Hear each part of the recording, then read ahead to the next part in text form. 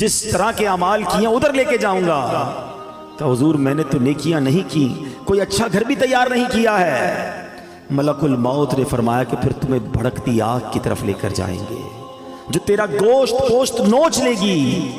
یہ کہہ کر ملک الموت نے اس کی روح قبض کر لی، وہ مردہ ہو کر گر پڑا، گھر میں کوہرام مچ گیا، رونا دھونا مچ گیا۔ اس واقعے کے جو راوی ہیں حضرت یزید رکاشی رحمت اللہ تعالی فرماتے ہیں اگر ان سوگواروں کو اس کے برے انجام کا پتہ چل جاتا تو اس سے زیادہ رونا دھونا مچاتے۔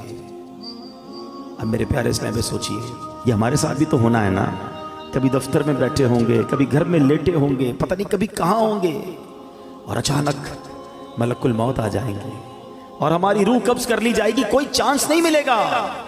جس کو مرنا ہو کیا وہ ایسے جیتا ہے جیسے ہم جی رہے ہیں؟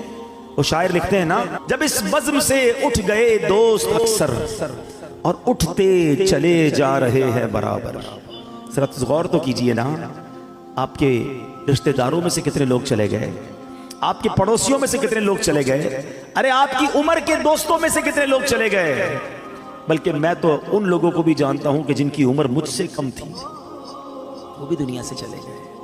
دھڑا دھڑ لوگ جا رہے ہیں۔ جب اس مذہب سے اٹھ گئے دوست اکثر اور اٹھتے چلے جا رہے ہیں برابر، یہ ہر وقت پیش نظر جب ہے منظر، یہاں پر تیرا دل بہلتا ہے کیوں کر، جگہ جی لگانے کی دنیا نہیں ہے، یہ عبرت کی جا ہے تماشا نہیں۔ ہم کیوں نہیں سوچتے کہ ہمیں مرنا ہے، ہم کیوں نہیں سوچتے کہ ہمیں دنیا سے جانا ہے اور ادھر جانا ہے، اور ادھر کی ہم تیاری نہیں کرتے۔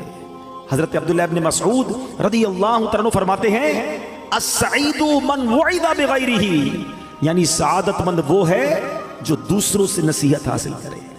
ہمیں نصیحت حاصل کرنی چاہیے نا کہ یار فلاں کا انتقال ہو گیا، میری باری آنے والی ہے۔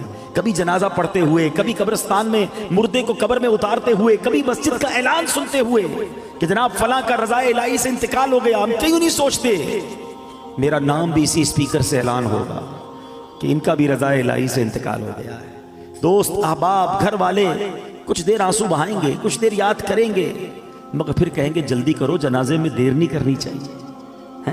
پھر ہمارے گھر سے جنازہ اٹھے گا، وہ بھی نصیب والے ہوتے ہیں جن کا گھر سے جنازہ اٹھتا ہے۔ بعض اوقات تو ایسی جگہ موت آتی ہے کہ لوگوں کو کفن بھی نہیں ملتا، قبر بھی نہیں ملتی ہے۔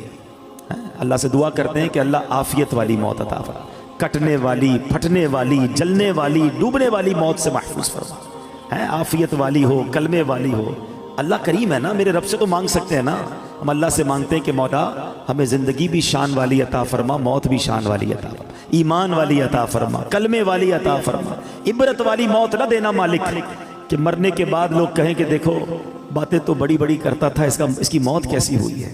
اللہ ایسی موت سے ہم سب کو محفوظ فرمائے، برے خاتمے سے بچائے۔ آج کل تو لوگ قبرستان میں جا کے ہنسی مذاق کر رہے ہوتے ہیں، قبرستان میں جا کر موبائل فون پہ کاروبار چل رہا ہوتا ہے، ادھر میت دفنائی جا رہی ہے، ادھر آپس میں دوست کل کی پلاننگ کر رہے ہوتے ہیں۔ قبرستان عبرت کی جگہ ہے، قبرستان میں ہنسنے والوں کا کیا حال ہوتا ہے، آؤ میں آپ کو ایک واقعہ سناتا ہوں۔ خواجہ خواجگان، خواجہ غریب نواز، خواجہ معین الدین چشتی اجمیری، خواجہ غریب نواز نے ایک واقعہ سنایا کہ ایک مرتبہ میں اور شیخ اوحد کرمانی رحمت اللہ تعالی علیہ سفر پر تھے، ہماری ملاقات ایک بوڑھے میاں سے ہوئی، وہ بزرگ تھے اور یاد الہی میں انتہائی مشغول تھے۔ کہتے میں نے ایسا بندہ یاد الہی میں مشغول پہلے نہیں دیکھا تھا۔ میں نے ان سے سلام کیا، ہاتھ ملایا تو معلوم ہوا کہ ان کے ہاتھ پر تو گوشت ہی نہیں ہے، اتنا کمزور، اتنے دبلے پتلے تھے۔ تو خواجہ صاحب کہتے ہیں کہ میرے دل میں خیال آیا کہ یہ اتنے کمزور کیوں ہیں؟